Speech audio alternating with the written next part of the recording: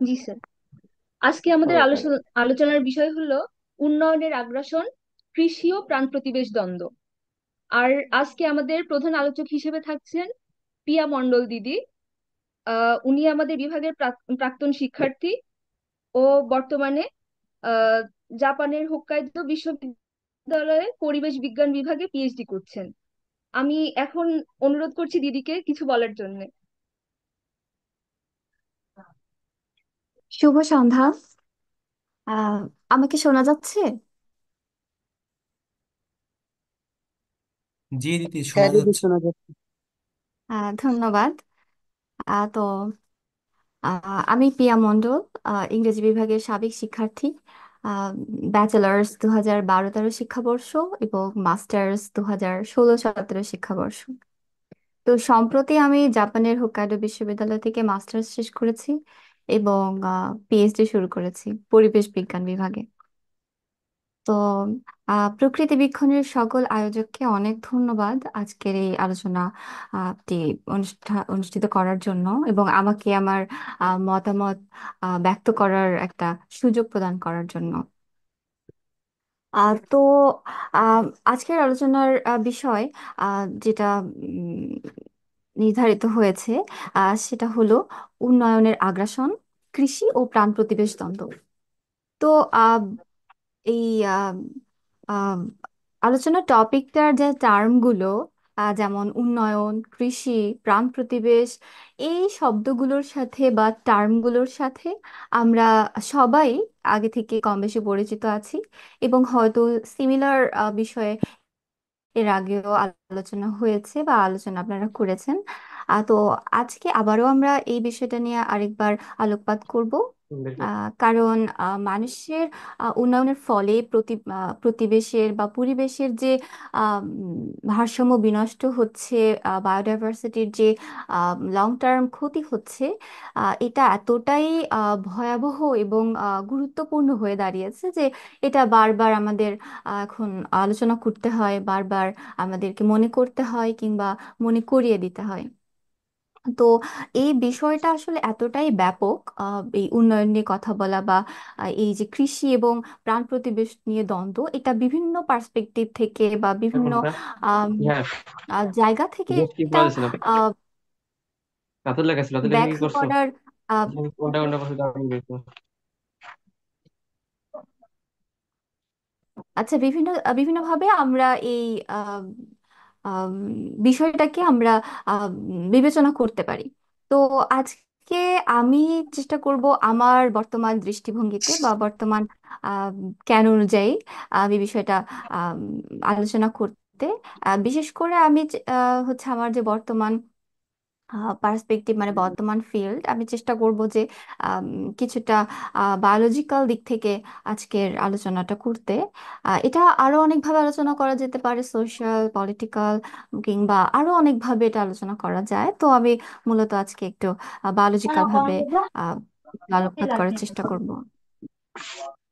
তো আসলে উন্নয়ন শব্দটা বলতে আসলে আমরা কি বুঝি, উম, এবং কাদের আসলে মানবিক উন্নয়ন? স্বাস্থ্য, তো প্রাথমিক ও আমরা এটা জানি স্বাস্থ্য যে এটা পরীক্ষা অবশ্যই অঙ্গনওয়াড়ি মানুষের হচ্ছে উন্নয়ন, এটা পশ্চিমবঙ্গ। মানুষ প্রজাতির বাস্তবিক উন্নয়ন। প্রায় 2,500 এবং বছর আগে যদি লেখা বলা হয় যে থেকে মানবিক জীবনকে কোন সময়কালটাকে আমরা হচ্ছে উন্নয়নের সময়কাল বা বঙ্গে, কোন কার্যক্রমগুলোকে আমরা উন্নয়ন এগুলো বলি। বানান ভুল করছে, বঙ্গ হবে আর হলো পূর্ণ হবে। তুমি একসাথে সব লিখছো কেন? আচ্ছা, আমি একটু ইন্টারাপ্ট বঙ্গ করি। কেমন হবে পরে হচ্ছে আহ, কারো একজনের মাইক্রোফোন হয়তো আহ, তার আর কথা আমি বঙ্গ শুনতে থেকে পাচ্ছি। আমাদের, আচ্ছা আমাদের অ্যাডমিন থেকে ফাহিমকে একটু মিউট করে দেওয়া হোক।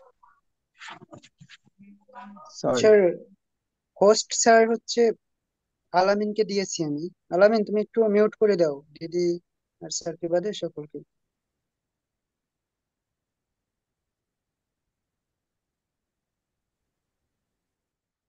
আলামিন, তুমি দিদি এবং স্যারকে ব্যতীত অন্য সকলকে একটু মিউট করে দাও।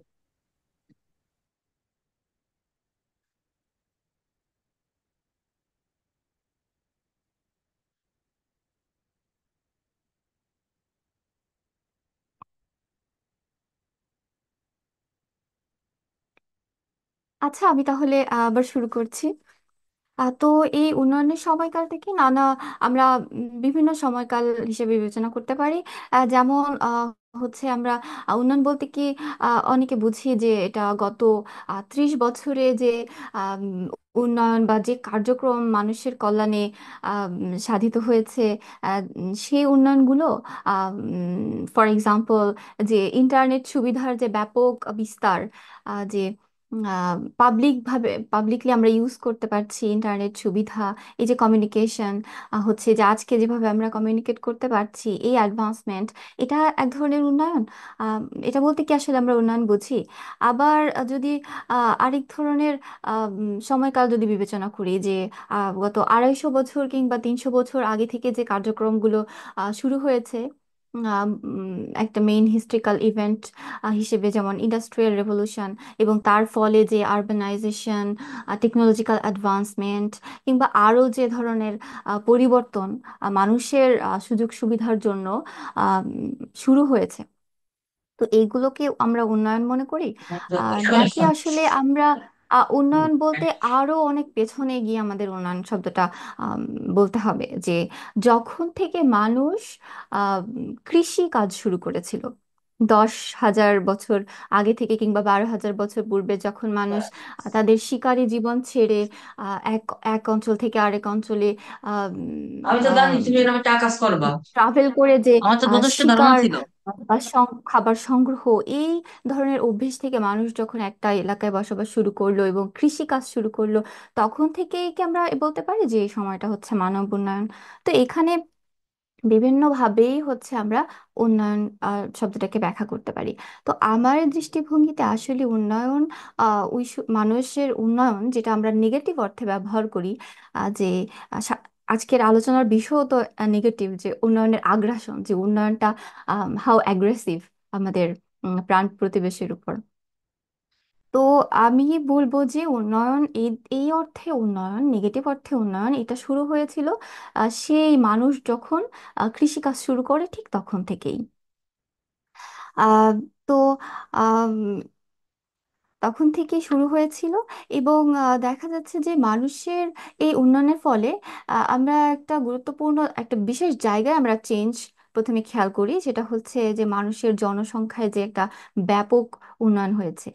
1800 সালের রেকর্ড অনুযায়ী, যে পৃথিবীতে প্রথম তখন মানুষের জনসংখ্যা 1 বিলিয়ন ছিল, সেইটা এখন 200 বছরে, বা 200 বছরের আরেকটু বেশি সময়, এটা হচ্ছে অ্যারাউন্ড 8 বিলিয়ন হয়েছে। এবং ধারণা করা হচ্ছে যে মানে 2100 সালে এটা 16 বিলিয়নের মতো হবে, কারেন্ট রেটে যদি এটা চলতে থাকে। তো নিশ্চয়ই এর পেছনে মানুষের আহ, কোনো অ্যাডভান্সমেন্ট, মানুষের কোনো উন্নয়ন এর পেছনে অবশ্যই আহ, অবশ্যই দায়ী।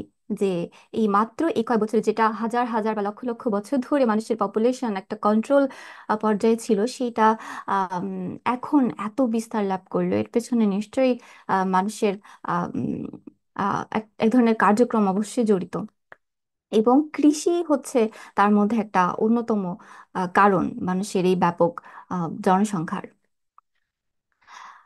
তো আমরা হচ্ছে যদি আহ, উম, এই প্রাণ প্রতিবেশ কিংবা পৃথিবীর আহ, পরিবর্তনের দিকে যদি তাকাই, মানে মানুষের খারাপ প্রভাব সম্পর্কে যদি আমরা ভাবি, প্রথমেই যেটা মাথায় আসে সেটা হচ্ছে যে বায়োডাইভার্সিটি লস। মানে হচ্ছে যে যত প্রজাতি, উদ্ভিদ প্রাণী, যত প্রজাতি এক্সিস্ট করে, তো সেই প্রাণীর এক্সিস্টেন্সকে আমরা আমাদের কার্যক্রম দিয়ে আমরা হুমকির মুখে ফেলে দিই, তাদের এক্সটিংশন করি। তো এক্সটিংশন কোনো আনন্যাচারাল কিছু না, মানে এটা শুধু যে মানুষের কারণে হয় বিষয়টা একদমই তা নয়। এটা খুবই ন্যাচারাল একটা প্রসেস। তবে বিজ্ঞানীদের ধারণা অনুযায়ী ন্যাচারাল যে রেটটা, সেটা হচ্ছে 1 মিলিয়ন বা 10 লক্ষে একটা করে প্রাণী বিলুপ্ত হয় 1 বছরে। তো সেই রেটটা এখন এসে দাঁড়িয়েছে আহ, উম, এটার যে 100 থেকে 1,000 গুণের মধ্যে। মানে 10 লক্ষে প্রায় আম, প্রায় হচ্ছে আ- 870 কিংবা 1,000 এইরকম, কিংবা তারও বেশি প্রাণী বিলুপ্ত হচ্ছে প্রত্যেক বছরে। তো এটা আসলে খুবই ভয়াবহ। এটা আম, মানে আমরা তো এই ইকোসিস্টেমে প্রত্যেকটা প্রাণী বা উদ্ভিদ আসলে একে অপরের সাথে সময়ের সাথে সাথে নির্ভরশীল।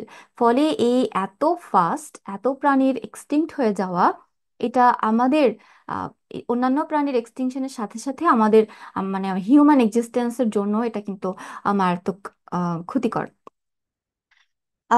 আমরা যদি এই এক্সটিংশনের এক্সাম্পল যদি আমরা ভাবি, আমাদের জীবনে, আমাদের এই ছোট জীবনেও আমরা কিন্তু অনেক এক্সটিংশন আমার মনে হয় যে আমরা অবজার্ভ করেছি। আমাদের লোকালি যদি আমরা একটা উদাহরণ দিই, যে যদি বলি যে শিয়ালের কথা। আহ, তো শিয়াল আমরা নিশ্চয়ই সবাই জানি যে আমরা তো ছোটবেলায় আমাদের গ্রামে কিংবা কোথাও বেড়াতে গেলে নিশ্চয়ই আমরা শিয়ালের গল্প শুনতাম যে এই এলাকায় অনেক শিয়াল থাকে, রাত হলে শিয়ালের ডাক শোনা যাবে। তো এরকম অনেক শিয়াল কেন্দ্রিক গল্প কিংবা এটা আমরা ছোটবেলায় দেখেছি।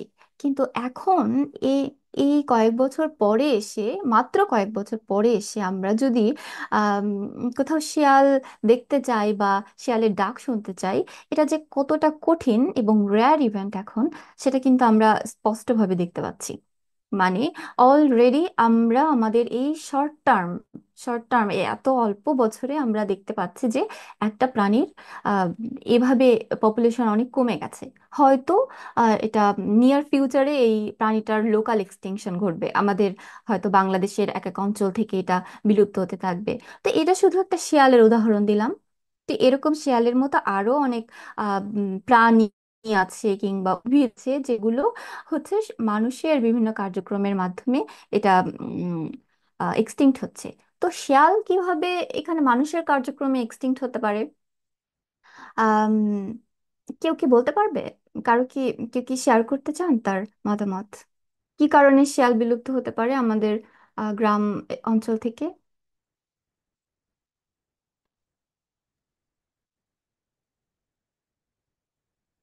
আপু, বনভূমি কমে যাওয়ার কারণে হতে পারে। এটাও পপুলেশনের দায়। হুম। ওকে, ধন্যবাদ। আহ নাহারিন জান্নাত, অনেক ধন্যবাদ। তুমি একদমই যথার্থ বলেছো। এটা একদমই হচ্ছে বনভূমি কমে যাওয়ার কারণে।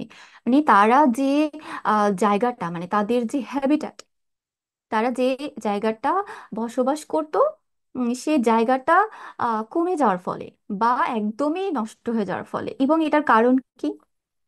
এটা অবশ্যই মানুষের কারণে। মানুষ হয়তো সে জায়গাটা কেটে ফেলছে, কোনো ঝোপঝাড় কিংবা কোনো পতিত জায়গা যেখানে ন্যাচারাল ভাবে অনেক গাছপালা গড়ে উঠেছিল সময়ের সাথে সাথে, সেই সব এলাকায় মানুষ এখন যেহেতু তার ফ্যামিলি মেম্বার বাড়ছে বা ওভারঅল পপুলেশন বাড়ছে, তার কৃষি জমি এক্সপ্যান্ড করতে হচ্ছে। ফলে এই জায়গাগুলো আহ, মানে এই ঝোপঝাড়গুলো কেটে বা পতিত বনভূমি কেটে তাদের কৃষিকাজ বা তাদের অর্থনৈতিক উন্নতির জন্য তারা এই কাজগুলো করে থাকে। তো তার ফলে এই প্রাণীগুলো তাদের হ্যাবিটাট লস করছে। একই সাথে তাদের হ্যাবিটাট একদিকে লস হচ্ছে এবং তারা তাদের খাবারও পাচ্ছে না।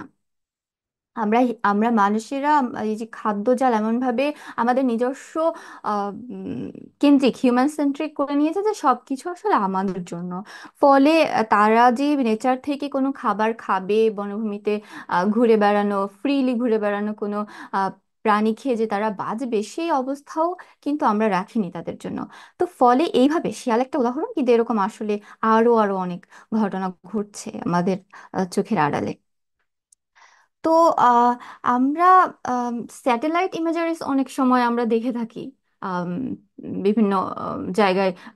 কখনো ইউটিউবে বা ফেসবুকে অনেক সময় আসে আমাদের সামনে ছোট ছোট ক্লিপ, যেখানে আম, দেখা যায় যে কোনো একটা গ্রিন এরিয়া, যেটা 100 বছরে কিংবা 50 বছরে একদম গ্রিন থেকে ধীরে ধীরে ধীরে ধীরে একদম ডেজার্টের মতো, মানে সেটা আরবানাইজেশনের কারণে কিংবা এগ্রিকালচারাল ফিল্ড বানানোর কারণে ওই জায়গাটা, গ্রিন এরিয়াটা ক্রমে ক্রমে আর গ্রিন থাকছে না। তো এই চেঞ্জটা কিন্তু খুব ভালো করে আমরা বুঝতে পারি স্যাটেলাইট ইমেজারিসের মাধ্যমে।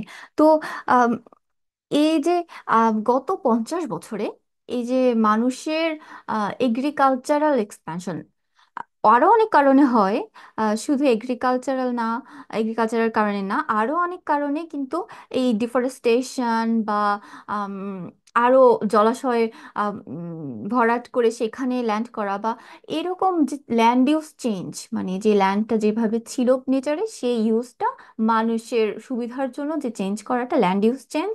তো এইটার করার ফলে হচ্ছে এই যে যে আম, পরিবর্তনটা হয়েছে, তো এইটার 90% গত 50 বছরের যে এই ডিফরেস্টেশন হয়েছে তার 90% হচ্ছে এগ্রিকালচারের জন্য। তো এটা খুবই একটা ভয়াবহ যে আহ, শুধু মানে এগ্রিকালচারের জন্যই এতটা হ্যাবিটাট লস হয়েছে। তো আমরা আহ, দেখি যে এগ্রিকালচার বলতে আমরা অনেক সময় বুঝে থাকি যে এটা আমাদের মানে সরাসরি যে খাদ্যগুলো আমরা খাই, যেমন আম, চাউল, আম, তারপরে গম, আহ, এই ধরনের খাবার কেন্দ্রিক একটা এগ্রিকালচার। তবে এর মধ্যে এই এগ্রিকালচারাল ল্যান্ডের মধ্যে আরো অনেক ধরনের এগ্রিকালচার জড়িত, যেমন হচ্ছে মিট মিট প্রোডাকশন, মানে বিভিন্ন ধরনের পশু পালনের জন্য কিন্তু মানে সেটাও এক ধরনের এগ্রিকালচার। তো এই পশুপালনের জন্য অনেক হেবিট্যাট লস করে তাদের ফিল্ড তৈরি করা হচ্ছে, তাদের বিচরণ ক্ষেত্র তৈরি করা হচ্ছে। আহ, আরেকটা দিক হচ্ছে এই সব প্রাণী কিন্তু ওই ধরনের ডিফরেস্টেড ওই ল্যান্ড থেকে কিন্তু তারা খাবার পাচ্ছে না। তাদের খাবারের জন্য কিন্তু আবার আম, অন্য একটা জায়গায় সেখানে তারা যা খায়, যে উদ্ভিদ খায় সেগুলো বানানোর জন্য আবার আরেকটা জায়গায় সেই ধরনের উদ্ভিদ চাষ করা হচ্ছে। তো ফলে এইটা একটা আম, মানে বিশাল প্রক্রিয়া যে আমরা সরাসরিও উদ্ভিদ খাচ্ছি, আবার অন্য প্রাণীর মাধ্যমেও আমরা হচ্ছে এই ক্ষতিটা সাধন করছি। তো এই যে এবং এটা শুধু এই যে ইন্ডাস্ট্রিয়াল স্কেলেই যে শুধু এই ক্ষতিটা হয়েছে তা না, এটা আমাদের স্মল স্কেলেও, মানে আমাদের আম, এই যে গ্রাম এলাকায় যে আম, বা পাহাড়ি এলাকায় অতিরিক্ত জনসংখ্যার কারণে তাদের বসবাস বানানোর জন্য কিংবা এগ্রিকালচারাল ফিল্ড বানানোর জন্য এই স্মল স্কেলের এই এক্সপ্যানশনটাও এর মধ্যে ইনক্লুডেড 90%-এর মধ্যে। তো এই যে আমি এতক্ষণ যেটা বললাম যে মানুষের কারণে, মানে মানুষের এগ্রিকালচারাল যে এক্সপ্যানশন, সেইটার কারণে হচ্ছে যে এই ক্ষতিটা সাধন হচ্ছে। এটা নেচারালিও অনেক পরিবর্তন হয় কিন্তু সেটা অনেক ধীর গতিতে হয়। কিন্তু মানুষ যেটা এখন করছে সেটা হচ্ছে অনেক ফাস্ট চেঞ্জটা করছে, এবং হচ্ছে আম, এটা একটা মানে লং টার্ম ইফেক্ট, মানে এটা এমন ভাবে ক্ষতিটা করছে মানুষ পৃথিবীর যে এটা থেকে রিকভার করাটা এই আর্থের পক্ষে আসলে উম, খুব দ্রুত সম্ভব না। তো আম, এই যে যে ক্ষতিকর প্রভাব, মানুষের ক্ষতিকর প্রভাব নেচারের উপর, এটার একটা টার্ম আছে আমাদের ইকোলজির ভাষায়। এই টার্মটাকে বলা হয় হচ্ছে হিউম্যান ডিস্টারবেন্স। আর ডিস্টারবেন্স শব্দটা হচ্ছে যে আহ, যে কোনো ধরনের প্রভাব, মানে সেটা হতে পারে যে নেচারাল ডিস্টারবেন্স একটা টার্ম আছে, যেটা ন্যাচারাল ভাবে হয়, যেরকম আম, ধরেন যে আর্থকোয়াকের কারণে যে ড্যামেজ হয় নেচারের, তারপরে হচ্ছে সাইক্লোন সাইক্লোনের কারণে যে ড্যামেজ হয়, তারপরে ভলকানিক ইরাপশন, এই ধরনের অনেক ন্যাচারাল কারণেও হচ্ছে বায়োডাইভার্সিটি লস হয়, ভেজিটেশন ডিস্ট্রয় হয়, প্রাণী বিলুপ্ত হয়। যেরকম যদি যদি আমরা ধরি যে ফিফথ ম্যাস এক্সটিংশনের কথা, যেটা হচ্ছে অ্যাস্টেরয়েড ইম্প্যাক্টের কারণে হয়েছিল। ধরা হয় যে প্রায় 90% ওই সময়ে যেসব প্রাণী এক্সিস্টেন্স ছিল তার 90% হচ্ছে ওই সময় বিলুপ্ত হয়ে যায় এই অ্যাস্টেরয়েড ইম্প্যাক্টের কারণে। তো তারপর পৃথিবী আবার হচ্ছে রিকভার করেছে, আজকের এই সিচুয়েশনে এসেছে। তো এই এই যে ন্যাচারাল ডিস্টারবেন্স একটা, আরেকটা হচ্ছে যে হিউম্যান ডিস্টারবেন্স। তো আমরা কিন্তু আরেক আর কোনো প্রাণী বা উদ্ভিদের নামে এই ডিস্টারবেন্সটা করা হয়নি, নামকরণটা করা হয়নি, করা হয়েছে যে হিউম্যান ডিস্টারবেন্স। কারণ মানুষের প্রভাব নেচারের উপর এতটা এভিডেন্ট এবং এতটা অ্যালার্মিং যে এই টার্মটা করা হয়েছে, যে হিউম্যান ডিস্টারবেন্স। আমরা অনেকেই জানি যে আম, এই এই সময়কালটাকে, ঐতিহাসিক এই কালটাকে অ্যানথ্রোপোসিন বলা হয়, যে মানুষের ডমিনেন্সের কারণে। তো হচ্ছে যে এই যে বিভিন্ন ধরনের হিউম্যান ডিস্টারবেন্স, এই যে হিউম্যান ডিস্টারবেন্স রয়েছে, তো যে এতক্ষণ যেটা বলেছি যে ডিফরেস্টেশন, এগ্রিকালচার, তো এইগুলাও হচ্ছে এক এক ধরনের হিউম্যান ডিস্টারবেন্স নেচারের উপর। আমরা এগ্রিকালচার করি আমাদের হিউম্যান, আমরা নিজেদের খাওয়ানোর জন্য, নিজেদের জন্য আমরা এগ্রিকালচার করি।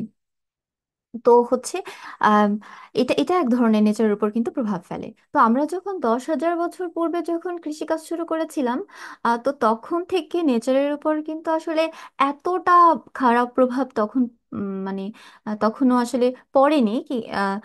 খুবই স্লোলি কিংবা খুবই মাইনর ভাবে নেচারের উপর ইম্প্যাক্টটা ছিল, কিন্তু তাও ছিল। কারণ বলবো এই জন্য যে এগ্রিকালচার মানেই হচ্ছে মনোকালচার, মানে হচ্ছে আমরা উম, আহ, যে কোনো একটা, যেটা যে শস্যটা, যে খাবারটা আমাদেরকে হচ্ছে লং টার্মের জন্য খাবারের নিশ্চয়তা দিবে, সেটা বেশি করে উৎপাদন করা, বেশি জায়গা জুড়ে উৎপাদন করা, এটাই তো আমাদের লক্ষ্য, সাধারণ লক্ষ্য। এখন আমরা অনেক রকম ভাবে চিন্তা করি, যে পলিকালচারের কথা বলি, কিন্তু কৃষির যে ভাবনাটা মূলত, সেটা আমরা মূলত মনোকালচার একটা জায়গা থেকে। তো এই মনোকালচারের ফলে কিন্তু আমরা অন্যান্য প্রাণীদেরকে মানে অন্যান্য উদ্ভিদদেরকে বা প্রাণীদেরকে হচ্ছে লেস প্রায়োরিটাইজ করি। কিছু উদ্ভিদ বা প্রাণী যেগুলো আমাদেরকে বেশি ফলন দেয়, বেশি আউটকাম দেয়, সেগুলো আমরা বেশি প্রাধান্য দিই। ফলে এতে এটা একটা স্লো প্রসেস ছিল এক্সটিংশনের কিংবা পৃথিবীর উপর ইম্প্যাক্টের। এটাও তো সিগনিফিক্যান্ট ছিল না যতটা আমরা আসলে এই মুহূর্তে আসলে করছি, যে স্টিপ এবং এতটা অ্যালার্মিংলি, যে আসলে এটা থেকে রিকভার করা আসলে খুব কঠিন, যদি না মিরাকুলাসলি আমরা কোনো একটা চেঞ্জ করি আমাদের বিহেভিয়ারে এবং সামগ্রিক অর্থে। তো এগ্রিকালচার, তো মনোকালচার সম্পর্কে বলবো যে মনোকালচারের মাধ্যমে কিন্তু অনেক রকম ক্ষতি সাধন হয়। তো যেটা হচ্ছে আহ, একটা হচ্ছে যে মনোকালচারের ফলে আমরা ওই যে একটু আগে বললাম যে মানে ডাইভার্সিটি লস হয় প্রাণী, মানে উদ্ভিদ বা প্রাণীর। মূলত আমরা উদ্ভিদ নিয়ে এখানে কথা বলবো। তো উদ্ভিদের যে ডাইভার্সিটি একটা অঞ্চলে ছিল, সেই ডাইভার্সিটিটা নষ্ট হচ্ছে। এবং ডাইভার্সিটি নষ্টের পাশাপাশি ওই এলাকায় যা হচ্ছে সেটা হলো ওইখানে আম, মা- মাটিতে আম, বিভিন্ন ধরনের হচ্ছে মাইক্রো অর্গানিজম থাকে, যেগুলো হচ্ছে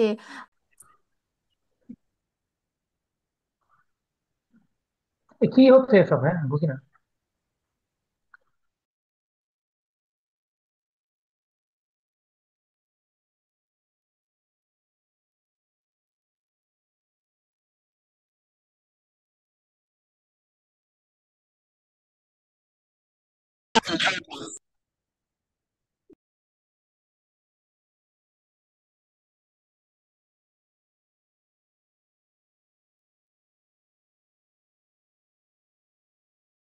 বিবেক, আমাকে জানিও কখন শুরু করব। ঠিক আছে দিদি, আর আমরা 1 মিনিট অপেক্ষা করি। হুম, আচ্ছা।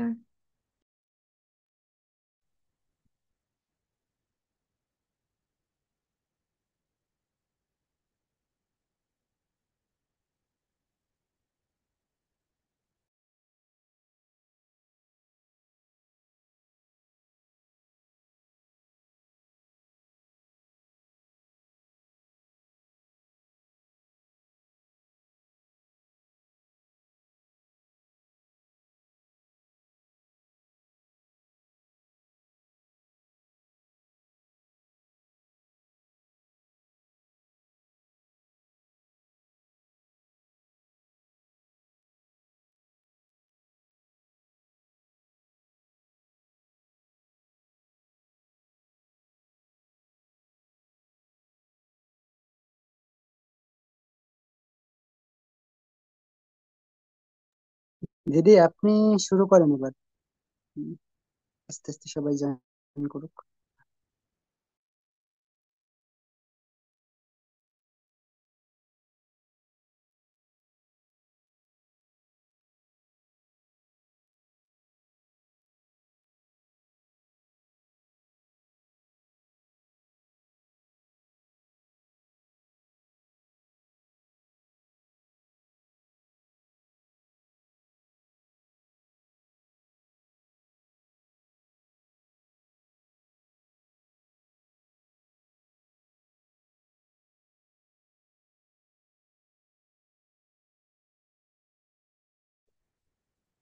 দিদি আপনি আচ্ছা। শুরু করেন। আচ্ছা বিবেক, ধন্যবাদ তোমাকে। আচ্ছা বিবেক, ধন্যবাদ তোমাকে।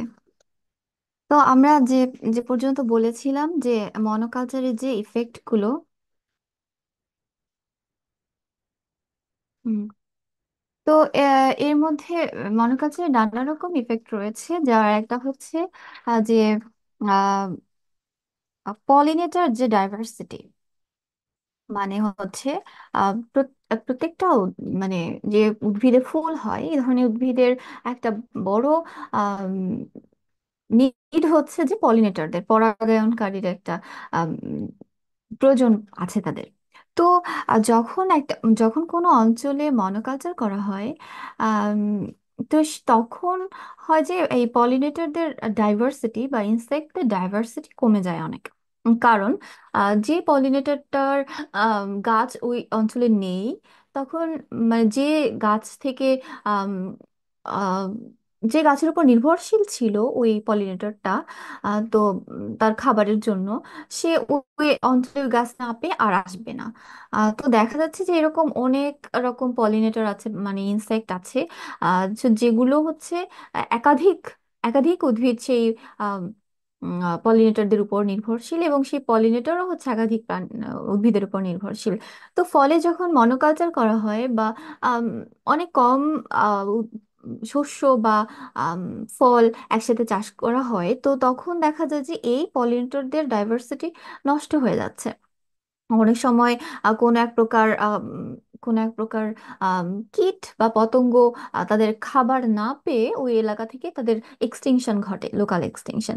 এর ফলে অনেক সময় দেখা যায় যে আমরা গ্রামে আহ, যেসব জায়গায় হচ্ছে আমাদের যারা তাদের পরিবার কৃষির সাথে যুক্ত রয়েছে, আমরা অনেক সময় আমরা দেখে থাকবো আমাদের পরিবারের মানুষ বলে যে এবার ধানের ফলন, এবার হচ্ছে এই পোকা আক্রমণ করেছে আমাদের ফসলে, এই পোকার উপদ্রব বেড়ে গিয়েছে। তো এটা নিয়ে খুব তারা মানে আলোচনা করেন। তো এটার অনেক সময় কারণ হয় যে ওই যে পতঙ্গটা, মানে ওই যে কীটটা, তো ওইটার যে প্রেডেটর ছিল, ওইটার পপুলেশন যে ইনসেক্টটা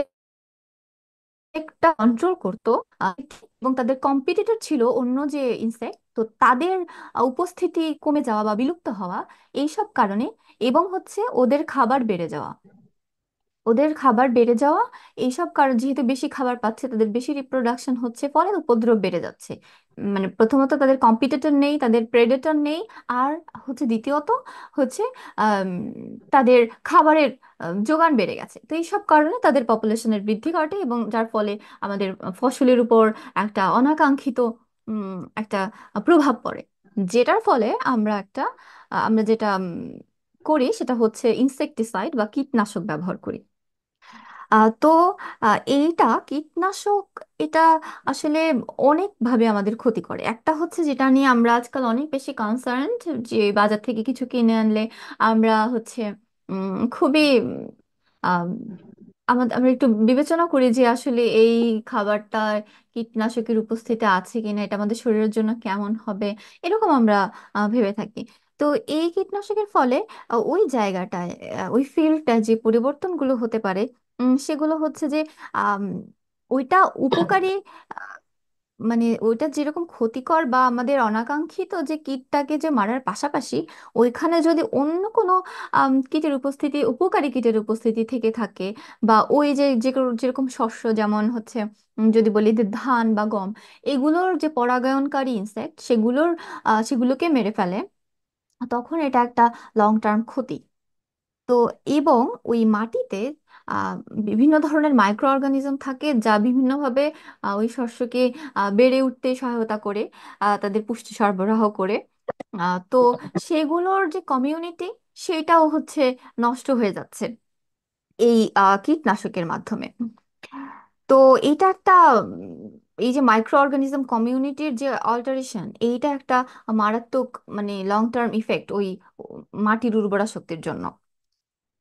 তো এই উর্বরা শক্তিকে আমরা ইনক্রিজ করার জন্য বা ফসলের উৎপাদন বাড়ানোর জন্য আমরা হচ্ছে ব্যবহার করি রাসায়নিক সার বা কৃত্রিম সার, যেগুলো আম, হচ্ছে তাদের শর্ট টার্মে, মানে আমরা লং টার্মের কথা কম চিন্তা করি, বা শর্ট টার্মে আমরা দেখি যে ওই ধরনের সার আহ, উম, খুব ভালো ফল দিচ্ছে আমাদের, যে ফসলের উৎপাদন খুব বাড়িয়ে দিচ্ছে। এবং এতে করে আমরা হচ্ছে সেই ধরনের আম, সার উম, ব্যবহার করি, এবং অনেক সময় অতিরিক্ত ব্যবহার করি, যে কতটুকু ব্যবহার করতে হবে সেটা আমরা না বিবেচনা করে আমরা অতিরিক্ত ব্যবহার করে থাকি। আহ তো এখানে একটা দ্বন্দ্ব হচ্ছে যে উম, সার ব্যবহারের ক্ষেত্রে, যে আমরা হচ্ছে জৈবিক সার ব্যবহার করতে আম, সবাইকে বা আমরা নিজেরাও যে জৈবিক সার ব্যবহার করতে হবে, কৃত্রিম সার ব্যবহার না করে, সেটা অনেক ক্ষেত্রেই লোকাল যে ইকোসিস্টেম সেটার জন্য কার্যকরী। তো আমরা যদি এভাবে ভাবি যে যখন আহ, যদি মনে করা হয় বা কল্পনা করা হয় যে আমরা যখন ধান ক্ষেত থেকে ধান যখন হয়ে যায়, শস্য যখন হয়ে যায়, যখন হারভেস্টের সময় আমরা যখন অ্যাবভ গ্রাউন্ড যে পার্টটা, ওইটা আমরা তো কেটে ফেলি এবং ওইখান থেকে নিয়ে যাই। আমরা ওইটা কিন্তু ওই মাঠে রেখে আসি না, শুধু ফসলটা নিয়ে আমরা ওই উদ্ভিদের যে অংশটা, অ্যাবভ গ্রাউন্ড যে অংশটা, সেটা কিন্তু নিয়ে আসি এবং সেটা অন্যভাবে ব্যবহার করি। সেটা কিন্তু আমরা মাঠে রেখে আসি না। ফলে ওই যে মাটিতে কিন্তু মানে অসীম মাত্রায় কিন্তু উর্বরা শক্তি নেই।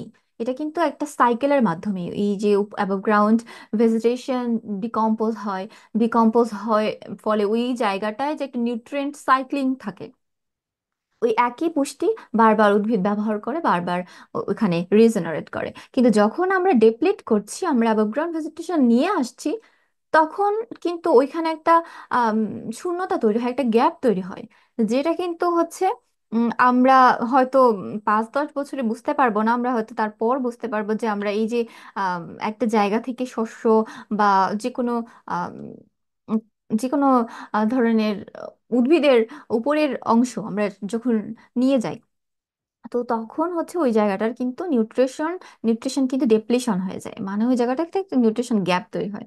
ফলে অনেক সময় যে জৈব সার দিলে কিন্তু সব সময় যে আমাদের এক্সপেক্টেড রেজাল্ট হবে, এটা কিন্তু আমরা বলতে পারি না, এবং বলতে পারি না। তাই অনেক সময় দেখা যাচ্ছে যে এটা আমাদের হচ্ছে এই জন্য অনেকে আম, কৃত্রিম বা রাসায়নিক সার ব্যবহার করে থাকে।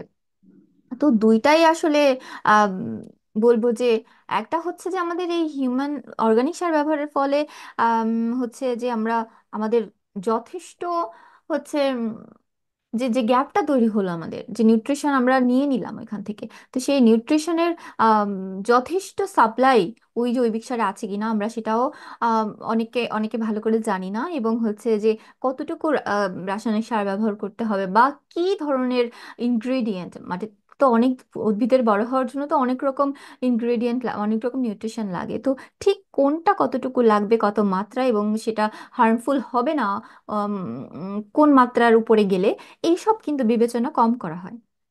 ফলে এটা কিন্তু একটা মারাত্মক ক্ষতি করে ফেলে ওই আম, সেই যে মাইক্রো অর্গানিজম কমিউনিটি, সেটারও কিন্তু একটা ক্ষতি করে ফেলে। কারণ তাদের অল্টার হয়ে যায়, কোনো কোনো মাইক্রো অর্গানিজম সংখ্যা বেড়ে যেতে পারে, কোনোটা কমে যেতে পারে, ফলে একটা ইমব্যালেন্স তৈরি হয় ওইখানকার আম, মাটিতে। এবং এটা হচ্ছে যে লং টার্ম উর্বরতা শক্তি, এটা মাটির কিন্তু কমে যায়। তো এই যে রাসায়নিক সার, এটার ফলে কিন্তু আমরা যদি খেয়াল করে অনেক সময় দেখতে পারবো যে এর ফলে যে শুধু মানে অতিরিক্ত ব্যবহারের ফলে যে শুধু আমাদের টার্গেটেড ক্রপের যে শুধু বেশি আউটকাম পাচ্ছি, আসলে সেটা না। এর পাশাপাশি অনেক সময় আমরা দেখি যে অনেক আগাছার পরিমাণও কিন্তু বেড়ে যাচ্ছে। তার মানে হচ্ছে ওই আগাছাটাও কিন্তু একই সাথে অনেক রকম নিউট্রিশন পেয়ে গেল। এবং যখন বারবার আম, অতিরিক্ত নিউট্রিশন মানে হচ্ছে কেমিক্যাল ফার্টিলাইজার ব্যবহার করা হয়, তখন কিন্তু আম, যে ন্যাচারাল সিলেকশন অনুযায়ী কিন্তু বেশি কম্পিটেন্ট গাছগুলো কিন্তু, আগাছাগুলো কিন্তু বেঁচে থাকে। ফলে এর পরবর্তীতে কিন্তু সেগুলো নির্মূল করা বা সেগুলো ওখান থেকে সরিয়ে ফেলা কিন্তু আরো কঠিন হয়ে যায়। তো ফলে এটা নানা রকম ভাবে হচ্ছে আমাদের ওই জায়গাটার ক্ষতি করে থাকে।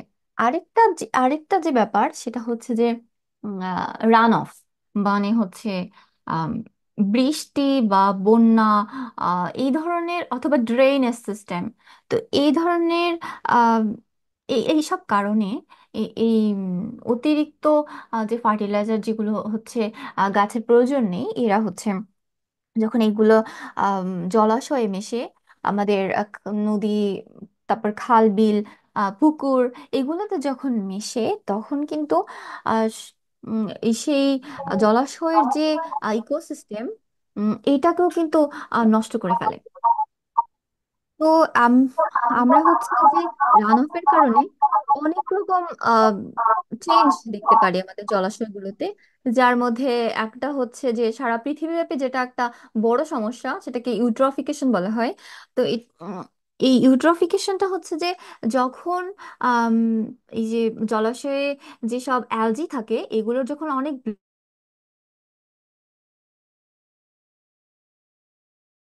হয়, মানে অনেক এসব নাইট্রোজেন ফসফরাস যায়, তখন যে জলাশয়ের উপর যে একটা কার্পেটের মতো করে, একটা গ্রিন কার্পেটের মতো করে হয়ে যায়, এবং সেগুলো যখন ধীরে ধীরে হচ্ছে ডিকে হয়, তো এই যে যে প্রসেসটা, এটা হচ্ছে ইউট্রফিকেশন, যেটা হচ্ছে অতিরিক্ত ফার্টিলাইজার ব্যবহার করার কারণে এই ইউট্রফিকেশনটা ঘটে।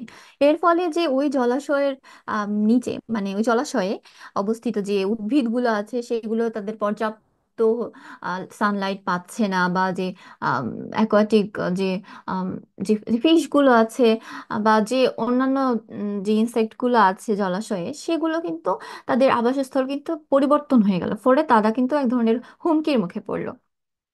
তো আমরা আরেকটা জিনিস যদি খেয়াল করি আমাদের আশেপাশে তাকিয়ে, সেটা হচ্ছে যে কচুরিপানার ব্যাপক বিস্তার।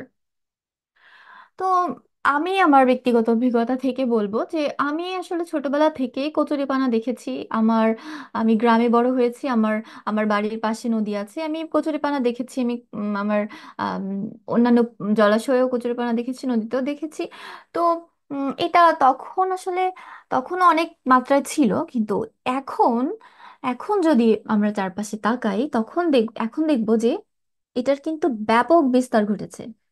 অনেক খাল বা জলাশয় আমরা খেয়াল করলে দেখতে পারবো যে একদম, মানে ফুলি কভার্ড আর কচুরিপানা দিয়ে। তো এইটার একটা অন্যতম কারণ হতে পারে যে এই ফার্টিলাইজার, অতিরিক্ত ফার্টিলাইজার, মানে কেমিক্যাল ফার্টিলাইজার, নাইট্রোজেন ফসফরাস, এগুলোর রান অফ, এই ধরনের এগ্রিকালচারাল ফিল্ড থেকে এগুলো রান অফ, তো এর মাধ্যমে ওরা বেশি নিউট্রিশন পাচ্ছে। তো এটা হচ্ছে আমার হাইপোথেসিস, মানে এটা যে কচুরিপানার এই ইনভেশন, মানে এত বিস্তার যে আসলে এর কারণেই হচ্ছে, সেটা উম, আমি নিশ্চিত নই, কিন্তু এটা একটা অন্যতম সম্ভাবনাময় কারণ। আমি জানি না এই বিষয়ে রিসার্চ হয়েছে কিনা, কিন্তু এটা একটা অন্যতম কারণ হতে পারে। তো হচ্ছে এই কচুরিপানা, আমি যেটা বললাম একটু আগে, যে টার্মটা যে ইনভেশন, তো এই ইনভেশনটা হচ্ছে যে যখন কোনো উদ্ভিদ বা প্রাণী হচ্ছে কোনো একটা ইকোসিস্টেমে হচ্ছে যে এমন বংশ বিস্তার করে, যে যখন কোএক্সিস্টেন্ট কোএক্সিস্টেন্ট করা অন্যান্য উদ্ভিদ বা প্রাণীর জন্য সে আসলে আম, হুমকি হয়ে দাঁড়ায়।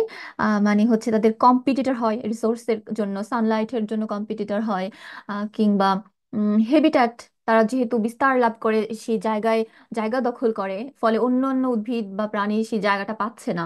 ফলে এই যে যে অবস্থাটা, এটা হচ্ছে যে ইনভেশন।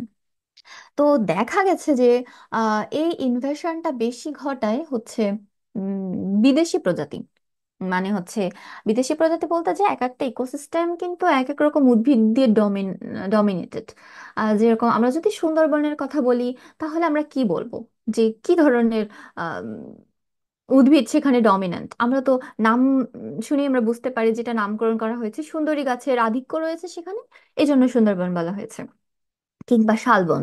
তো এরকম করে এক একটা ইকোসিস্টেম, এক একটা পৃথিবীর জিওগ্রাফিক্যালি বিভিন্ন জায়গায় বিভিন্ন বৈশিষ্ট্যের কারণে, মানে গাছের ডমিনেন্সের উপর নির্ভর করে এক একটা ইকোসিস্টেমের যে মূল বৈশিষ্ট্য সেটা ধরা হয়। তো এর বাইরে, মানে এক ইকোসিস্টেমের বাইরে অন্য কোনো জায়গার কোনো আম, প্রাণী বা উদ্ভিদ যখন ইন্ট্রোডিউস করা হয় অন্য কোন ইকোসিস্টেমে, তখন সামহাও কিছু উদ্ভিদ খুব বেশি অ্যাডভান্টেজ পেয়ে যায়।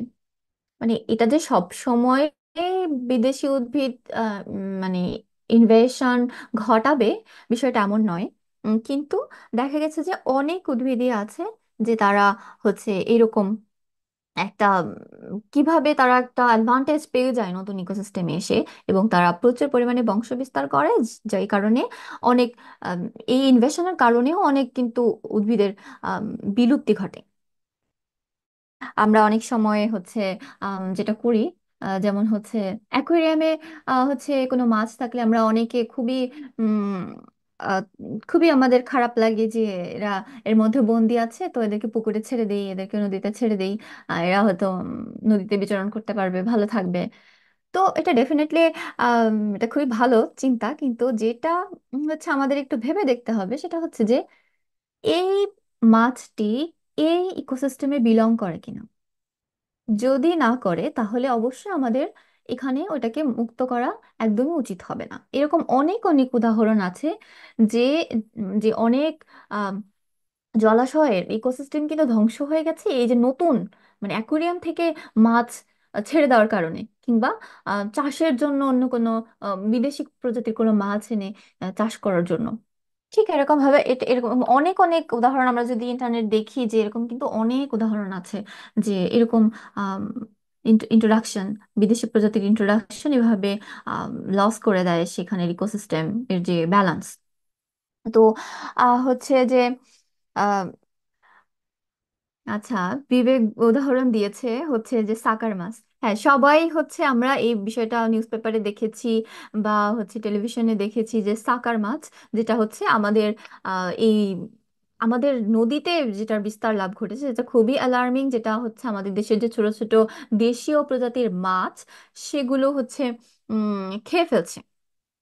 ফলে এটা কিন্তু এটা কম্পিটিশন তৈরি করছে ওই ছোট মাছের যে প্রেডেটর ছিল তাদের প্রতি, তাদের খাবার উম, নষ্ট হচ্ছে, প্লাস হচ্ছে তাদের অতিরিক্ত মাত্রায় এই এই প্রজাতি বেড়ে যাওয়ার কারণে তাদের ফুড শর্টেজও, মানে তারা অনেক প্রয়োজনের তুলনায় তারা অনেক খেয়ে ফেলছে, যার ফলে হচ্ছে ওই প্রজাতির মানে আমাদের দেশীয় প্রজাতির অনেক মাছের হচ্ছে বিলুপ্তি ঘটার কারণ হতে পারে এই মাছটা। অলরেডি হয়তো অনেক মাছের বিলুপ্তি ঘটেছে, কিন্তু এটা লং টার্মে এটা পুরো সিস্টেমটাকে মানে পুরো জলাশয়ের যে খাদ্য জাল সেটাকে একদম ভেঙে দিতে পারে। তো হচ্ছে যে ঠিক তেমনি এটা তো মাছের কথা বললাম। এখন আমরা যদি দেখি যে যেসব গাছের সাথে আমরা একদম ছোটবেলা থেকে অনেক পরিচিত, যেমন যদি বলি যে আম, মেহগনি গাছ বা একাশিয়া গাছ, একাশিয়া হচ্ছে আকাশমণি। তো এগুলো তো আমরা ছোটবেলা থেকে দেখে দেখে বড় হয়েছি যে এই গাছগুলো আমাদের এগ্রিকালচারের জন্য, মানে এগ্রিকালচার বলতে যে কাঠ উৎপাদনের জন্য আম, কোনো একটা বাগান লাগায় ও অনেক মাত্রায়, যে শুধু শুধু ওইটাই লাগায়। দেখা গেল ওই বাগানে ছিল আরো অনেক দেশীয় প্রজাতির গাছপালা, কিন্তু সব কেটে, কারণ ওগুলো আমাদেরকে কোনো অর্থনৈতিক আউটকাম দিবে না, ফলে হচ্ছে আমরা সব কেটে ফেলে আমরা লাগালাম হচ্ছে মেহগনি গাছ। তো এরকম প্রচুর উদাহরণ আছে। তো মেহগনি গাছটা কিন্তু আসলে আমাদের দেশীয় কোনো উদ্ভিদ না, এটা হচ্ছে অন্য দেশীয় উদ্ভিদ। এবং এটা যে একবার বলেছিলাম যে মানে বিদেশ মানবাধিকার হবে, এটা না, কিন্তু মেহগনি গাছটা আসলে অনেক ক্ষতিকর। এইটা হচ্ছে উম, আম, ওই এলাকায় যে আম, মানে যে মাইক্রো অর্গানিজম কমিউনিটি সেটা পুরোই ওইটা অল্টার করে ফেলে, এবং মাটির উর্বরা শক্তি এবং পুরো ওইখানের যে মাইক্রো ক্লাইমেটটা সেটা ওর অনুযায়ী সে হচ্ছে গঠন করে নেয়। ঠিক তেমনই হচ্ছে একাশিয়া, একাশিয়াও এরকম করে থাকে। তো এগুলো যে শুধু মানুষ লাগানোর ফলেই যে এটা বেশি ইনভেসিভ, আসলে এরকম নয়। এরা হচ্ছে এরা নিজেরাও হচ্ছে এদের সিড প্রোডাকশনের মাধ্যমে, মানে বীজ আম, তারা অনেক উৎপাদন করে, এবং এই বীজগুলো লং টার্মে আমরা যদি আজকে কেটেও ফেলি, এই গাছগুলো যদি সব কেটেও ফেলি, এটা নিশ্চয়তা দিবে না আমাদের যে এটা একদম নির্মূল হয়ে গেল, এগুলো আর ক্ষতি করতে পারবে না আমাদের। আসলে বিষয়টা আসলে সেরকম নয়। এই ধরনের উদ্ভিদগুলো যেটা করে, শুধু এই দুইটার উদাহরণ দিলাম, কিন্তু আরো এরকম অনেক ছোট ছোট আরো অনেক উদ্ভিদ আছে। তো এগুলো আসলে সিড ব্যাংক তৈরি করার মাধ্যমে ওই এলাকায় লং টার্মে থাকার একটা নিশ্চয়তা তৈরি করে। তো সিড ব্যাংক হচ্ছে যে সিড ব্যাংক হচ্ছে আমার আসলে বর্তমান গবেষণার বিষয়। তো হচ্ছে সিড ব্যাংক একটা মানে গাছের জন্য মানে ফ্লাওয়ারিং প্লান্টসদের জন্য সিড ব্যাংক হচ্ছে একটা গুরুত্বপূর্ণ স্ট্র্যাটেজি, যেটার মাধ্যমে হচ্ছে যেটা নিশ্চয়তা দেয় যে ওই প্লান্টটা হচ্ছে আম, পরবর্তী জেনারেশনে বা তারপরে বা কোন ধরনের ন্যাচারাল ডিস্টারবেন্স হলেও কিছু সিড বেঁচে থাকবে ওই উদ্ভিদটাকে আবারও ওই এলাকায় রিজেনারেট করার জন্য। এরকম আরো অনেক আম, এরকম যে সিড ব্যাংকের মাধ্যমে তারা ওই এলাকায় থাকে। তো এখন বিদেশি উদ্ভিদ যখন আম, বা মানে মেহগনি বা একাসিয়া হয়তো আম, যে যে পরিমাণে প্রোডাকশন করে তার আর এগুলো আশেপাশে দেখে কিন্তু আমরা অলরেডি জানি না যে ওগুলো আসলে দেশি নাকি বিদেশি। তো দেখা যাচ্ছে যে ওরকম বিদেশি প্রজাতির যে উদ্ভিদগুলো এরা বেশি মাত্রায় হচ্ছে ইনভেসিভ হয় এবং বেশি মাত্রায় সিড প্রডিউস করে এবং সিড ব্যাংক তৈরি করে। তো এবং এরা হচ্ছে এই সিড ব্যাংকের মাধ্যমে ওই এলাকায় একটা মানে পার্মানেন্ট ভাবে বসবাসের একটা নিশ্চয়তা তৈরি করে। তো এটা নেটিভ উদ্ভিদের জন্য সত্য। মানে নেটিভ যেসব গাছপালা আছে, আম, যে যদি বলি হচ্ছে ধানের কথা, ধান একটা অ্যানুয়াল উদ্ভিদ, যে এটা খুব বেশি দিন আসলে ধান ভায়াবল জার্মিনেবিলিটি থাকে না ধানের। কিন্তু তারপরও যদি নির্দিষ্টভাবে সংরক্ষণ করা যায় এটা হয়তো কয়েক বছর সংরক্ষণ করা যায়। কিন্তু যদি আরো ইসের কথা বলি, ডাল জাতীয় যদি কোনো উদ্ভিদের কথা আমরা বলি, যে বা যে ধরনের উদ্ভিদের যে সিড কোটটা অনেক বেশি থিক, বেশি শক্ত, সে ধরনের সিডগুলো অনেক বছর ধরে নেটিভ উদ্ভিদ বা নন নেটিভ সবাই এরা হচ্ছে এই তাদের কিছু এনভায়রনমেন্টাল কন্ডিশন আর যদি তাদের এই যে সিড কম্পোজিশন এটা যদি মিলে যায় তাহলে এরা অনেক অনেক বছর কিন্তু একটা এলাকায় এরা অবস্থান করতে পারে। তো এরকম এরকম সায়েন্টিস্টরা অনেক অনেক সিড পেয়েছেন তাদের গবেষণা থেকে, আম, যেটার মাধ্যমে আম, যেটাতে আমরা জানতে পেরেছি যে আসলে অনেক আগের মানে সিডও এখনো হচ্ছে জার্মিনেট করতে সক্ষম। কেউ কি বলতে পারবে, কেউ কি যে পৃথিবীর সব থেকে মানে এই পর্যন্ত প্রাপ্ত সব থেকে বেশি বয়সের মানে জার্মিনেবল মানে আম, মানে এখনো জার্মিনেট করতে সক্ষম এরকম বীজ আম, কত বছরের?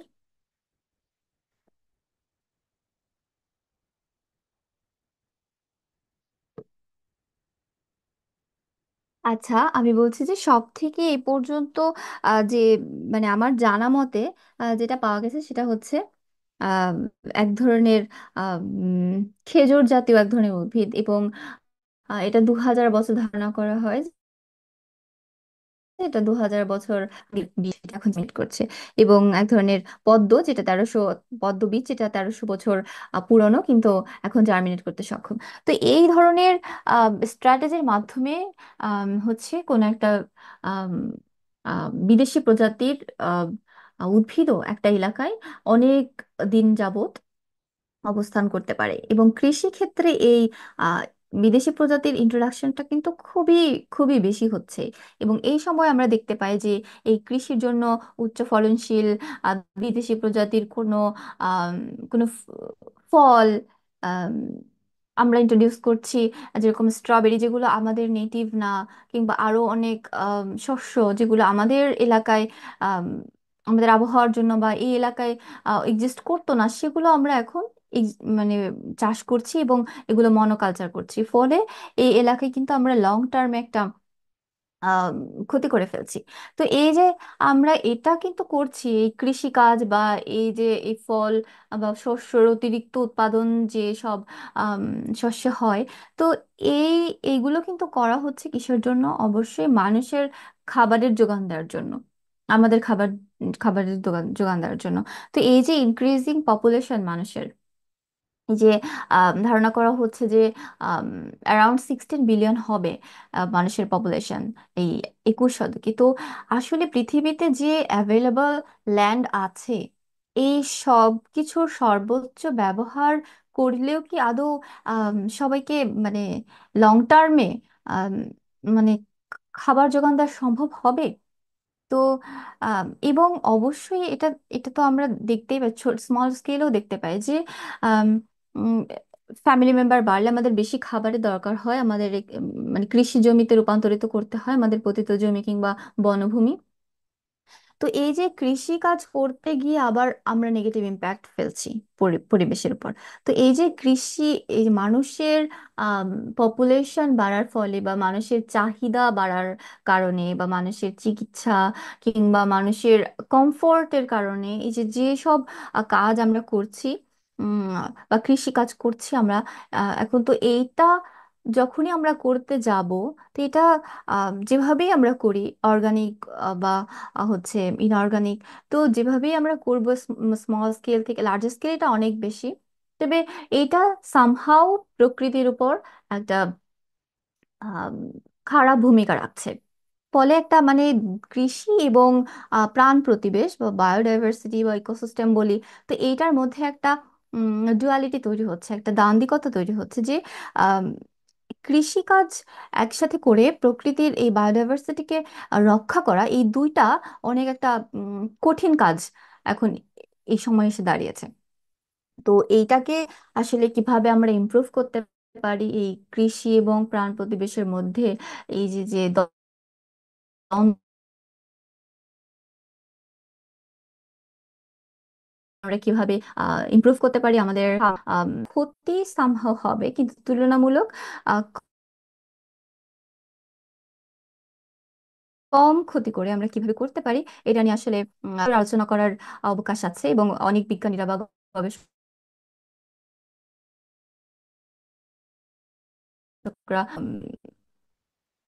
সলিউশন তারা প্রপোজ করেন। তো এটা আসলে আমাদের আরেকবার ভাবতে হবে যে আমরা আসলে এই কৃষি, মানুষের উন্নয়ন অবশ্য ব্যক্তিগত ভাবেও আমরা বিবেচনা করব, তার উপরেও কিন্তু যে আমরা আসলে উম, কিভাবে মানে যেটাকে বলা হয় যে এনভায়রনমেন্টাল ওয়ার্ল্ড ভিউ, মানে হচ্ছে পরিবেশগত দৃষ্টিভঙ্গি। তো আমরা যে এত কথা বললাম আজকে, এত কথা কারণে কিন্তু এই যে যে নেগেটিভ ইফেক্টটা, এটা কিন্তু আহ,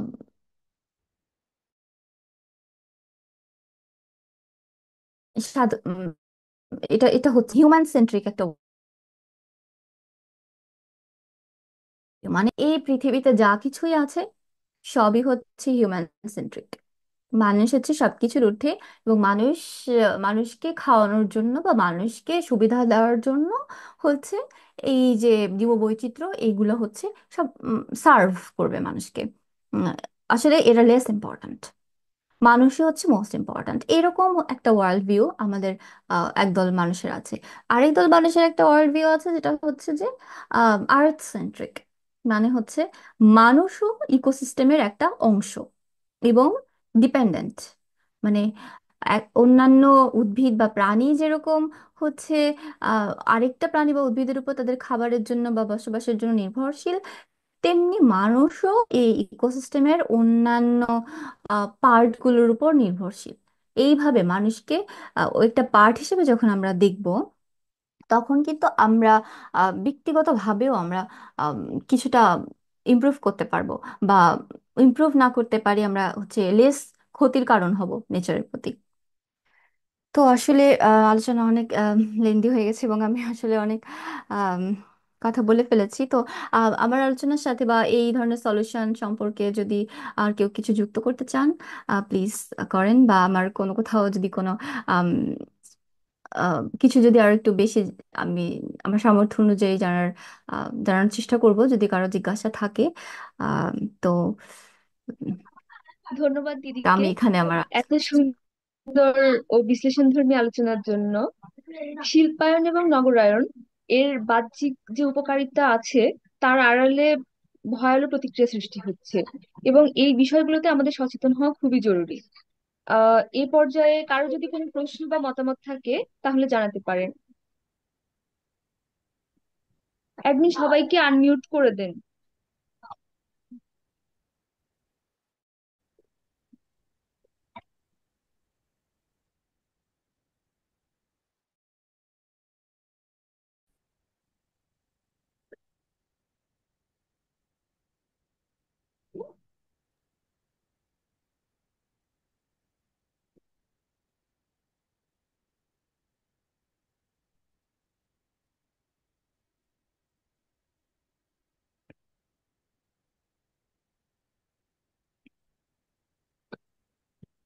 আচ্ছা, আমাদের কি নীরবতা পালন করতে বলা হয়েছে না সরব হতে বলা হয়েছে?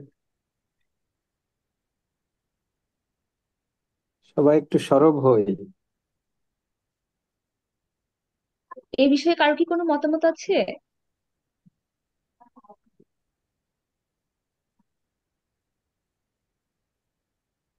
স্যার, আমি আপনাকে অনুরোধ করছি কিছু বলার জন্য। হুম, এরকমই তো। এই আলোচনাগুলোর ধরন এবং এই আলোচনার পেছনে যে দর্শন, শোনো, যেমন মানুষ নির্ভরতা কিন্তু অনেক কিছুর একটা কেন্দ্রিকতা তৈরি করে দেয়। মানুষ নির্ভর চিন্তার অন্যতম একটা খারাপ জায়গা হলো এটা বিভিন্ন জায়গায় মানুষকে শ্রেণীর পরিচয়ে বিভক্ত করে। তো স্যারকে বলতে হয়, বিসিএস ক্যাডারকে সামনে আসতে হয়, তাই না? বিশ্ববিদ্যালয়ের আয়োজনে দেখলাম এবার জেলা প্রশাসক চলে আসলেন। এটা মানে রেয়ার। তো এই যে যে পেশা, ক্ষমতা বা সামাজিক পরিচয় মানুষের, এটা কিন্তু মনুষ্য নির্ভর জায়গা থেকেই তৈরি হয়। তো সেই জায়গাগুলো ভাঙার জন্যই তো আমাদের এই আয়োজনগুলো। আমি চাই তোমরা একটু বলো, এই যে একাডেমিক সুন্দর একটি আলোচনা হয়েছে, এই জায়গাগুলো কিন্তু আমাদের বোধোদয়ের বাইরে না। বিভিন্ন টার্ম যেমন জার্মিনেট, এই টার্ম গুলো তোমরা জানো, রাইট? কিন্তু তোমরা চুপ থাকতে চাও। চুপ থাকাটা মানে কিন্তু আমাদের অংশগ্রহণটা মোটামুটি চ্যালেঞ্জের মধ্যে না থেকে এটার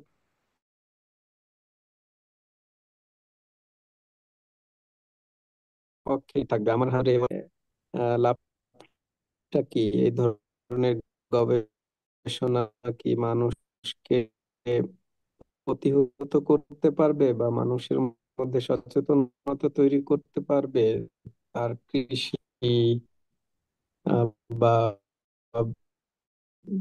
কৃষির যে ডাইভার্সিফিকেশন, তো সব কি ফলাফল আমরা খুব চটজলদি চাই, তাই না? যে কোনো আলোচনা থেকেই বা আমাদের যে কোনো লেখায় আমরা কিন্তু শেষের দিকে এসে তাই, সুতরাং আমাদের এটা করা উচিত, ওটা করা উচিত, এই যে আমরা একটা নৈবেত্তিক জায়গা থেকে বলি যে আমাদের এটা করা উচিত, এর মাধ্যমে কিন্তু আমাদের করণীয় জায়গাটা আমরা ভুলে যাই। আমরা বিভাগের করিডোর থেকে একেবারে বিভাগের হয়ে ট্যুরে যাওয়া পর্যন্ত যত যত জায়গায় যায় আমাদের হাত ধরে প্রকৃতিটা কিন্তু ক্ষতি হয়। অথচ আমরা কিন্তু আলোচনায় সমাধানের পথ খুঁজি। যেমন কৃষির ক্ষেত্রে, কৃষি যত বেশি এই যে সভ্যতার বাহ্যিক উন্নয়নের সাথে, অর্পিতা খুব সুন্দরভাবে বললো, নগরায়ন এবং শিল্পায়ন, এই দুটি খুব বড় জায়গার সাথে কিন্তু কৃষিতে একটা আধুনিক প্রযুক্তি এবং বিজ্ঞান নির্ভর যে উন্নয়ন ঘটেছে, এই দেশটি পিয়ামন্ডল যে দেশে গবেষণা করছে সেই দেশের অন্যতম এক অগ্রপথিক। তো সেই কৃষি প্রাকৃতিক জলবায়ু, বাতাস, শীত, উষ্ণতা, সেটা সৌদি আরব থেকে ভারতের রাজস্থান কিংবা গোয়া, যে যত বিরূপ জলবায়ুর জায়গা কিংবা একেবারে উত্তপ্ত মরুভূমির বুকে বিজ্ঞান কৃষিকে সম্ভব করেছে, এবং সেটা করতে গিয়ে সেই কৃষিটা মানুষের পক্ষে বা মানুষকে উন্নত জীবনের জন্য বিভিন্ন ধরনের পণ্য দিয়ে মানুষের আহ সহায়ক শক্তি হিসেবে কাজ করতে গিয়ে প্রকৃতিকে ক্ষতি করে ফেলেছে নানানভাবে।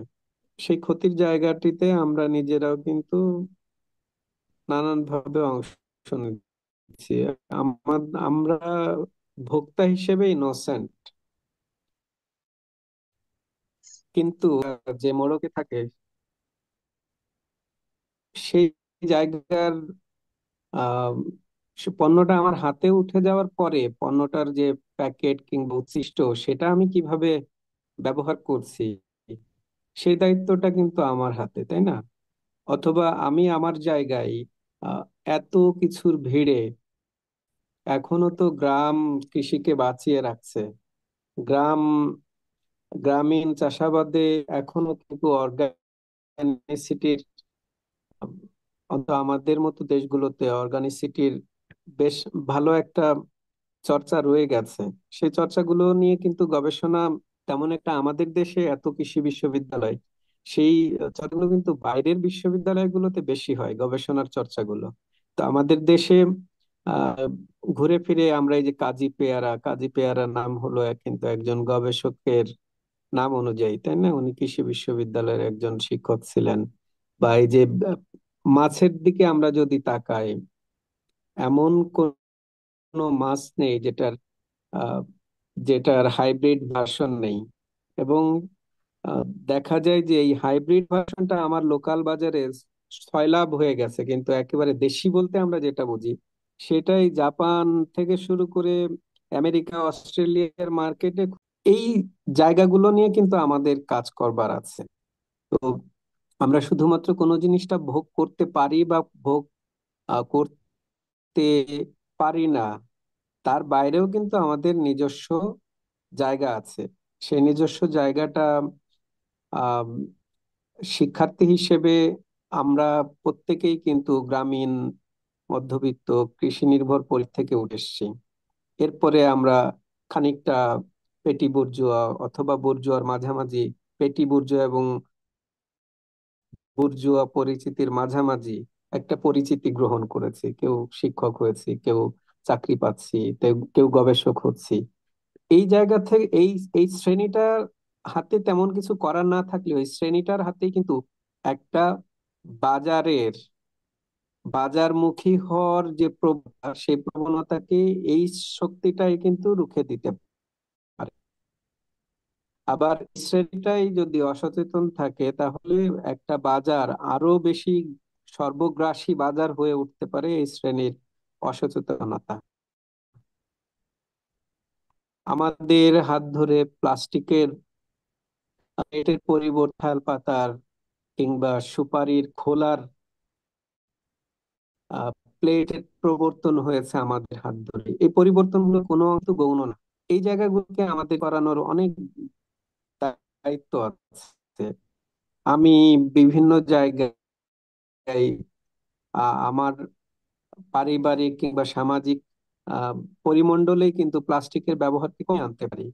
তো আমরা যে কোনো প্রান্ত থেকে যতটুকু প্রকৃতির পক্ষে কাজ করব সেটা কিন্তু প্রকৃতির জন্য অনেক। এত অত্যাচারের পরেও তুমি দেখো একটা কাঁঠাল গাছ বা একটা আম গাছ যে পরিমাণ কার্বন ডাই অক্সাইড শুষে নেয় এবং যে পরিমাণ অক্সিজেন নির্গমন করে, সেটা আর একটু যদি আমার দ্বারা কার্বন ডাই অক্সাইড কম নিঃসরিত হতো, অথবা এই প্লাস্টিকের প্লেটটা নদীতে কিংবা নালায় আহ নিক্ষেপ করা না হতো, এই কাঁঠাল গাছ বা আম গাছ কিন্তু আরো বেশি পরিমাণে অক্সিজেন আমার জন্য তৈরি করতে পারতো। তা আমি যদি প্রকৃতির জন্য সামান্য ন্যায্য আচরণ করি, প্রকৃতি আমাকে তার চেয়ে বেশি পরিমাণে কিন্তু দেয়, ইনফাইনাইট বান্টি, যেটা কিন্তু মানুষ পারে না। মানুষ কিন্তু নেয় বেশি, করে কম, কিন্তু ওই সামান্য কাজটুকুই প্রকৃতির জন্য অনেক বেশি উপকারী হয়ে উঠতে পারে।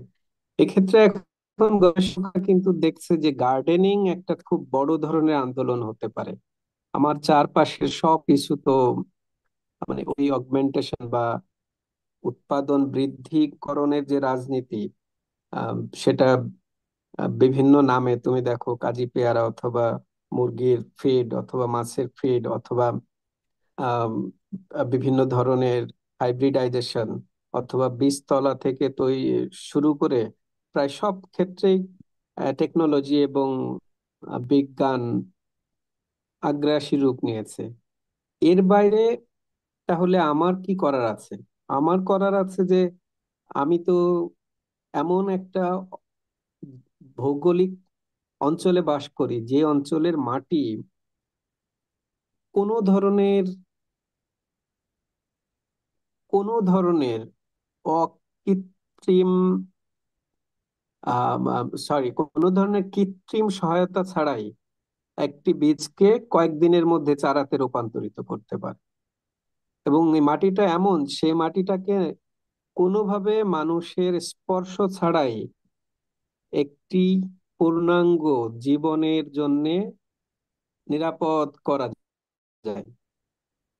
যেভাবে খুব প্রাকৃতিক ভাবে আমাদের আহ জীবনের যে পরম্পরা, প্রাকৃতিক বিভিন্ন আহ কীটপতঙ্গ থেকে শুরু করে যাকে বলা হয় ফ্লোরা এবং ফনা, উদ্ভিদরাজি, যতটা প্রাকৃতিক সাইকেলে বা পরম্পরায় তৈরি হয় সেটা পৃথিবীর খুব কম অঞ্চলে কিন্তু তৈরি হয়। আমাদের কাজ হলো যেটা প্রাকৃতিক ভাবে হচ্ছে সেটাকে উজাড় করতে না দেওয়া। এবং আমার নিজের যে ছোট্ট পরিমণ্ডল আছে, হয়তো আমার বাড়ির সামনের জমির কীটনাশক প্রয়োগ কিংবা ওই হাইব্রিড চাষাবাদ প্রতিরোধ করতে গেলে আমাকে হয়তো মানুষ পাগল বলবে।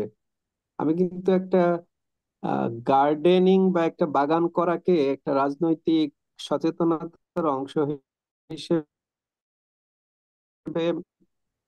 কাজে লাগাতে পারি, তাই না? আমি নিজের মতো করতে পারি অন্তত।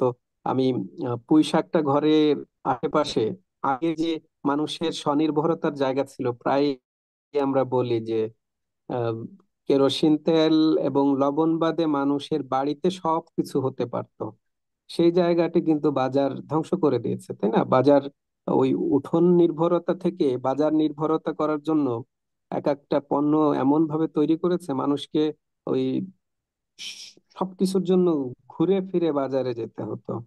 আগে বাজারে যেত মানুষ 15 দিন পর বা 1 মাস পর বা সপ্তাহে একবার। এখন প্রত্যেক দিনই বাজারমুখী হতে হচ্ছে মানুষকে।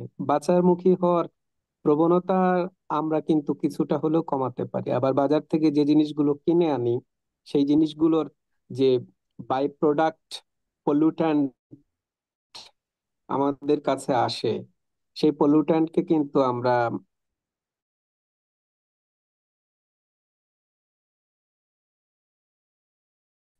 খুব সংযমের সাথে অন্তর্ধান করতে পারি। খালে, পুকুরে দিকে তাকালে বোঝা যায় আমরা কি পরিমাণ স্বার্থপর এবং কি পরিমাণ অপরিচ্ছন্ন। আমরা নিজের জায়গাটিকে পরিচ্ছন্ন করতে গিয়ে আমাদের খাল কিংবা নালাগুলোকে এমন ভাবে অপরিচ্ছন্ন করে তুলি। এই জায়গাটিতে কিন্তু উন্নত দেশগুলো, তারা পুঁজিবাদের সর্বোচ্চ শক্তি, তাদের জন্য অন্যেরা ক্ষতিগ্রস্ত হয়, কিন্তু তাদের দেশটিতে দূষণ কিন্তু নেই। তাদের দেশে এসে আমরা খুব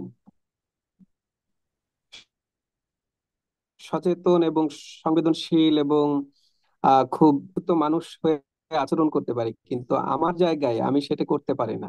আমার বাড়ির পাশের পুকুরটি কি পরিমাণ নোংরা থাকে, আমার দ্বারাই তো নোংরা হয়, তাই না? পুকুর ভরাট করা যেমন রোধ করতে আমরা নিরুৎসাহিত করতে পারি, অন্তত কিছুদিন পরে বা এখনই তো আমরা অনেকগুলো পরিবারের আহ মুরব্বি কিংবা এক ধরনের প্রতিনিধিত্বশীল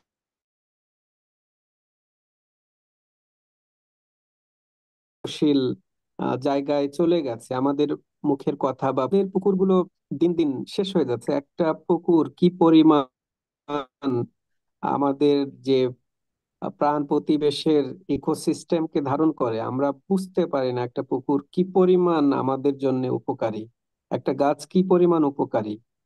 সেই জায়গাগুলোতে কিন্তু আমরা এই যে পারিবারিক বা এবং ব্যক্তিগত আহ, যে কৃষিভিত্তিক কার্যক্রম, সেটা গার্ডেনিং হোক বা মাছ চাষ হোক, এই জায়গাগুলোতে কিন্তু আমরা মনোনিবেশ করতে পারি। কিংবা গরুর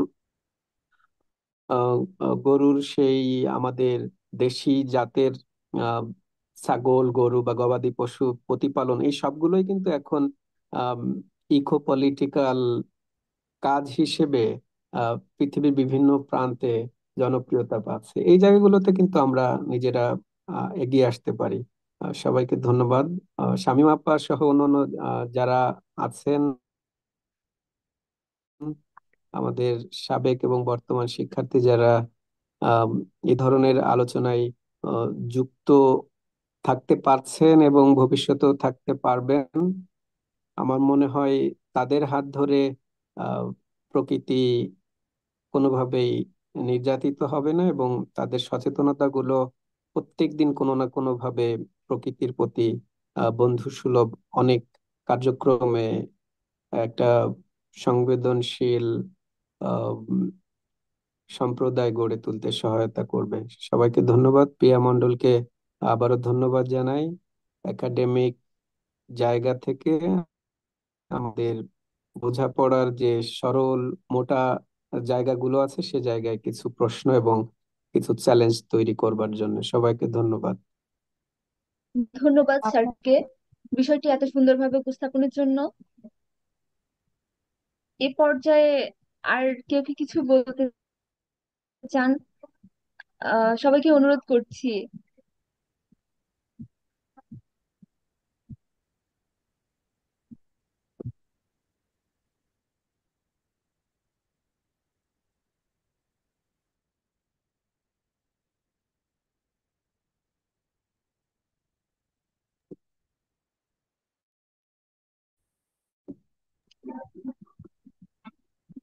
আমি ঠিক আছে, রাজীব আমাদের স্যার সাথে এবং রাজীব স্যার যুক্ত আছেন, শামীমা আক্তার ম্যাম যুক্ত আছেন, এবং এখন যুক্ত হয়েছেন শাওলি সরকার ম্যাম। আমি শামীমা আক্তার ম্যামকে এবং আরিফুজ্জামান রাজীব স্যার ও শাওলি সরকার ম্যামকে অসংখ্য ধন্যবাদ জানাচ্ছি আমাদের সাথে যুক্ত হওয়ার জন্য। আহ আপনাদেরকেও অনুরোধ করছি আপনাদের মূল্যবান মতামত প্রদান করে আমাদেরকে উৎসাহী করতে।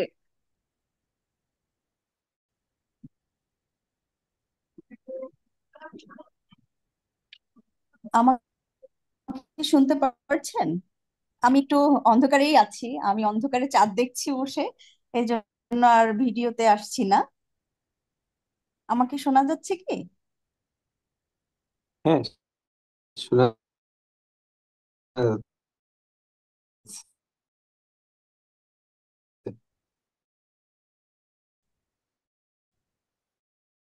আচ্ছা, বাংলাদেশে এবং না পাশে আমি ঢাকাতেই একই আছি, একই জ্যোৎস্না আমি অংশ চাঁদ। হ্যাঁ ও হ্যাঁ, বাংলাদেশে এবং এখানে ও দেশি জায়গায় হ্যাঁ, মনে হয় এটা না একই সাথে তাই না। হয়, চাঁদ বোধহয় সব জায়গায়, মানে আমি দেখেছি যে বাংলাদেশের ক্যালেন্ডারে যে সময়টাতে চাঁদ উঠতো, মানে জ্যোৎস্না রাত ওই চাঁদটা দেখতাম, শুধু ওই সময়ের কিছুটা পার্থক্য, যে জায়গায় সকাল হচ্ছে এক এক সময়। জাপানে কি অবস্থা প্রিয়া? স্যার এখন এখানেও একই জাপানেও কি জ্যোৎস্না? অবস্থা। আপনি যেরকমটা দেখছেন এখানেও কাছাকাছি। যাক, আলোয় আলোয় চারিপাশ শুদ্ধতায় ভরে যাক। তাহলে পৃথিবী আলোকিত এখন। বলা যায়। প্রকৃতি এভাবে বঞ্চিত করে না, কিন্তু আমরা মাটিতে বসে সব খারাপ কাজ করে যাই। আমরা প্রকৃতিকে বরং ধ্বংস করছি হুম। ভীষণ রকম ভাবে। আমি প্রিয়াকে একটু ধন্যবাদ জানাচ্ছি আলাদা করে, কারণ মানে এটা আজকের এই লেকচারটা আমি একটু দেরি করে ফেলেছি, বাইরে ছিলাম বলে, কিন্তু মানে এসেই আমি দেখলাম যে প্রিয়া অনেকখানি কথা বলে ফেলেছে, আমি শেষের থেকে খানিকটা শুনলাম। প্রথমত হচ্ছে আমাদের নিজেদের শিক্ষার্থী একটা সম্মানজনক জায়গায় ও গবেষণা করছে, এটাও খুব মানে ভালো লাগার আমাদের জন্য। আর দ্বিতীয়ত খুব গুছিয়েও কথা বলেছে, আমি আলোচনার শেষটা শুনেছি, খুব ভালো লাগলো। আহ মানে শিক্ষার্থীদের মধ্যে এক ধরনের দায়বদ্ধতাও যে তৈরি হচ্ছে, যে প্রাণ প্রকৃতির বিষয়ে সচেতনতার যে দায়টা, এই